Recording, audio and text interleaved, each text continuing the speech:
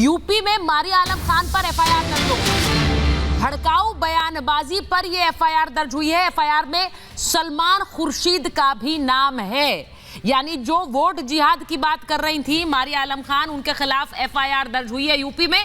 वो कह रही थी कि वोट जिहाद करो और जो ये ना करें, एक मुश्त वोट ना दें, उनका हुक्का पानी बंद होना चाहिए। अब मुझे सबसे पहले यही पूछना है कि ये वोट जिहाद क्या होता है अजीज खान साहब? चुनाव में काम की बात होगी या फिर धर्म की बात होगी और वोट जिहाद की बात होगी? ये क्या है वोट जिहाद? सर पहले तो जरा लोगों को समझाइए, क्योंकि बड़ा अजीब है ये कि भरी सभाओं में नेत्री कह रही है वोट जिहाद करिए।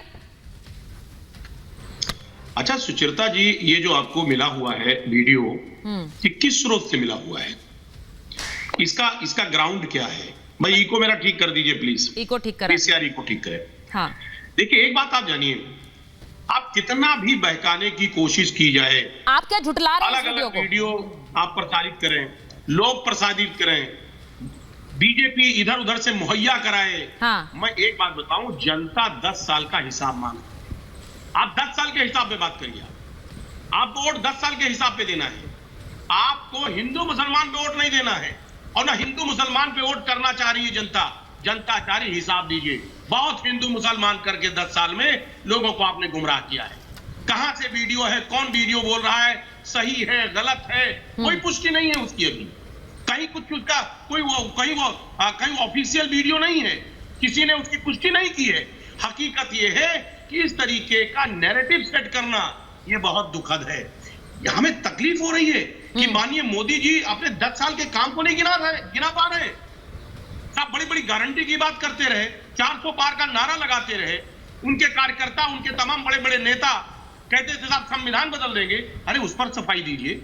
आज संविधान बदलने की बात को लेकर के पूरे देश में खौफ है, लोग डर रहे हैं, डरे हुए हैं लोग कि बाबा साहब भीमराव अंबेडकर जी ने जो संविधान बनाया था वो हमारा संविधान बदल दिया। अजीज खान साहब, ये तो बड़ी अच्छी बात है कि आप कह रहे हैं चुनाव में हिंदू मुसलमान नहीं होने देंगे, लेकिन मुझे जरा बता दीजिए इस वीडियो में वही हो रहा है, हिंदू मुसलमान ही तो हो रहा है।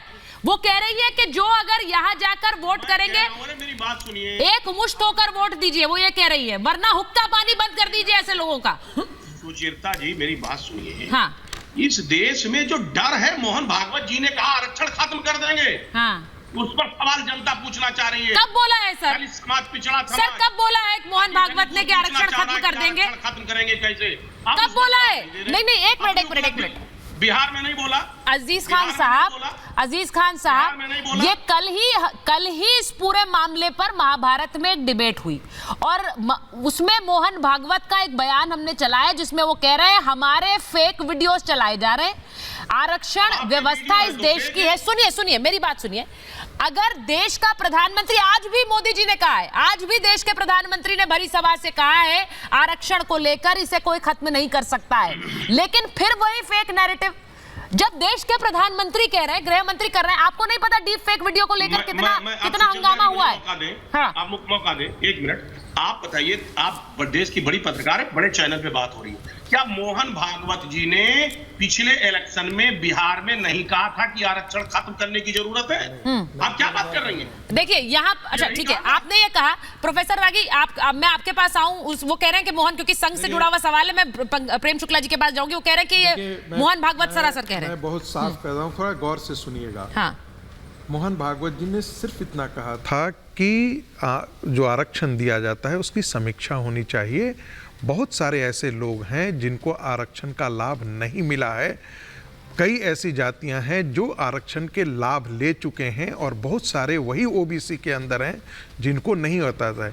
यदि एकेडमिक डिस्कोर्स पढ़िएगा तो मैं आपको बता दूं, हमारे विद्वानों में भी लोग कहता है there should be reservation within the community also, क्योंकि एक बार आप लाभ ले चुके हैं तो आप उसी समुदाय से बिलोंग करते हैं, उसके दूसरे लोगों को भी आरक्षण का लाभ मिलना चाहिए। कहीं भी उन्होंने नहीं कहा था, और मैं तो उस दिन जो है उसके अगले दिन जिस दिन निकला था मैं झंडे वाला में ही था, कभी नहीं कहा राष्ट्रीय स्वयंसेवक संघ ने। परम पूजनीय बाला साहब देवरस जी ने कहा था हिंदू समाज आरक्षण की मार झेल सकता है, लेकिन हिंदू समाज का विघटन नहीं देख सकता है। इसलिए वो परम पूजनीय मोहन भागवत जी ने कहा, जब तक समाज में इस प्रकार का भेदभाव है आरक्षण जारी रहेगा और संघ उसके साथ खड़ा है, इसलिए ये मत कीजिए। एक दूसरी बात आप प्रेम शुक्ला जी की बात कहिएगा, देखिए इस देश में जो वोट जिहाद है वो वोट जिहाद एक सच्चाई है।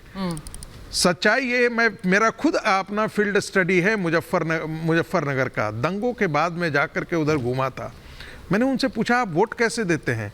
उन्होंने कहा हमारे मस्जिदों के अंदर बुलाया जाता है, बात की जाती है और हम तय करते हैं कि कौन पार्टी भारतीय जनता पार्टी को हरा सकता है, हम उसके खिलाफ वोट करने जाते हैं।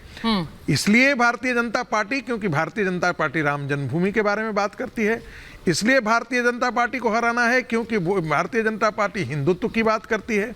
इसलिए भारतीय जनता पार्टी ताकि वो विरासत की बात करती है। मजेदार बात है, इनके लिए हिंदू वोट का पोलराइजेशन कॉम्युनलिज्म है और मुसलमानों का वोट जो डिवाइड हो जाता है तो कहा जाता है सेकुलर वोट का डिवीजन है। अजीब इस देश में नैरेटिव है। जिन लोगों ने धर्म के नाम पर इस देश का विभाजन किया वो इस देश में रिजर्वेशन की मांग करते हैं, जिनके लिए एक अलग देश दे दिया गया, और वो भी आज आने बचे हुए देश में कहते हैं कि हमारे लिए रिजर्वेशन है। कर्नाटक में आप रिजर्वेशन देते हैं, आंध्रा में रिजर्वेशन देने का प्रयास करते हैं, समाजवादी पार्टी उत्तर प्रदेश में रिजर्वेशन। मेरी एक और बड़ी चिंता है प्रेम शुक्ला जी, मैं आपके पास आ रही हूँ संजय सरकार जी, दुष्यंत जी के पास ही जाना है। प्रेम शुक्ला जी, मुझे एक और चीज लगती है, आप वोटर का मन क्या धमकी से तय कर देंगे?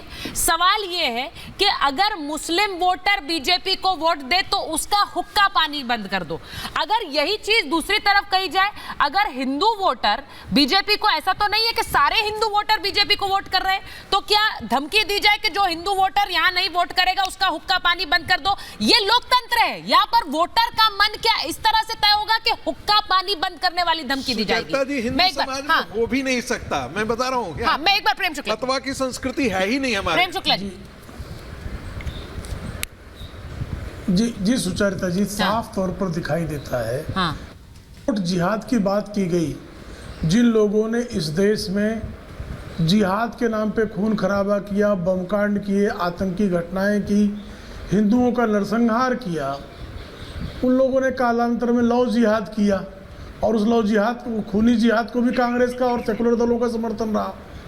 लव जिहाद को भी समर्थन रहा, और कर्नाटक में किस तरह से कांग्रेस के पार्षद की बेटी के साथ लव जिहाद होने के बाद कांग्रेस की सरकार ही उस बेटी को प्रेमिका बताकर अपराधी सिद्ध करने का प्रयास करती है। आपने देखा कितनी संस्कृति है।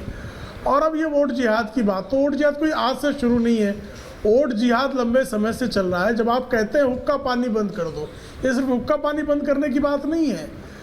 बंगाल में, केरल में आपने बारंबार देखा कि जिन लोगों ने एक दल विशेष के लोगों को, विचार विशेष के लोगों को, सेकुलरिज्म का दावा करने वाले पाखंडी छद्म सेकुलरवादियों के विरोध में जिसने वोट किया उसकी हत्या कर दी गई।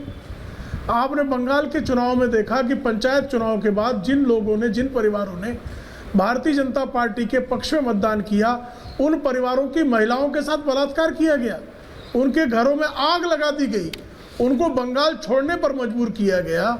यही दशा जो है विधानसभा चुनाव में हुए। अब ये पूरे देश में करना चाहते। बंगाल का जो पायलट प्रोजेक्ट था, उस पायलट प्रोजेक्ट को सलमान खुर्शीद की भतीजी, अखिलेश यादव के समर्थक, कांग्रेस के नेता, तमाम कम्युनिस्ट पार्टी के लोग, आरजेडी जैसे लोग ये चाहते हैं कि इस देश में जो भारतीय जनता पार्टी को मतदान करे उनकी बहन बेटियों पर बलात्कार करने वाला जो मॉडल बंगाल का है वो लाया जाए, उनकी हत्या का मॉडल लाया जाए, उनके ऊपर जो उनका हुक्का पानी बंद करना। हुक्का पानी बंद करने का क्या मतलब होता है? हुक्का पानी बंद करने का मतलब होता है कि आपको समाज से बहिष्कृत कर दिया जाए। Exactly. तो जो समाज से बहिष्कृत करने के काम करते हैं और उस पर जिस तरह का ये चुप्पी साधते हैं, ये लोग, क्या लोकतंत्र में इनका कोई भरोसा है? ये जिहादी शक्तियां हैं, ये वही शक्तियां हैं जिन्होंने इस देश को बांटा है, ये वही शक्तियां हैं जिन्होंने इस देश के मंदिरों का ध्वंस किया है, ये वही शक्तियां हैं जिन्होंने तलवारों के बल पर जो है हिंदू बहन बेटियों का बलात्कार करके उनको धर्म परिवर्तन किया है। और आज जिनके वंशजों पर बलात्कार हुआ, आज वही जो है जिहादी बनकर पूरी तरह से हिंदू समाज को नष्ट करने का काम 1947 में एक प्रयत्न हुआ।